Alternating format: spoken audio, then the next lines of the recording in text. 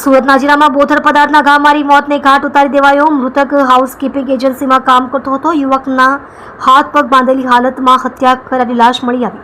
સુરતના જિલ્લા વિસ્તારમાં એક 24 વર્ષીય યુવકની ક્રૂર હત્યાની ઘટના સામે આવી છે. અજાણ્યા હુમલાખોરોએ યુવકના હાથ પગ બાંધી બોથડ પદાર્થ વડે હુમલો કરી મોતને ઘાટ ઉતારી દીધો હતો.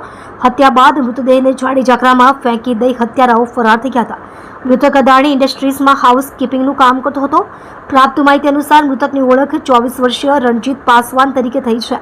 એસીપી દીપ વકીલ દ્વારા જાણવામાં આવ્યું છે કે રણજીત પાસવાન મૂળ ઝારખંડનો રહેવાસી હતો અને હજીરા સ્થિત અદાણી ઇન્ડસ્ટ્રીઝમાં હાઉસકીપિંગનું કામ કરતો હતો.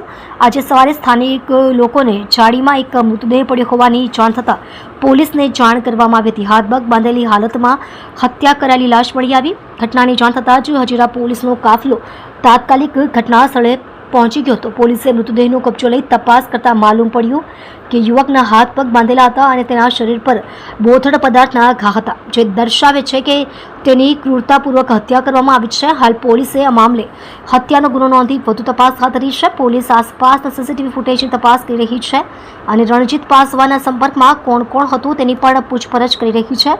પોલીસને આશા છે કે જલ્દી જ હત્યારાઓ પકડાઈ જશે.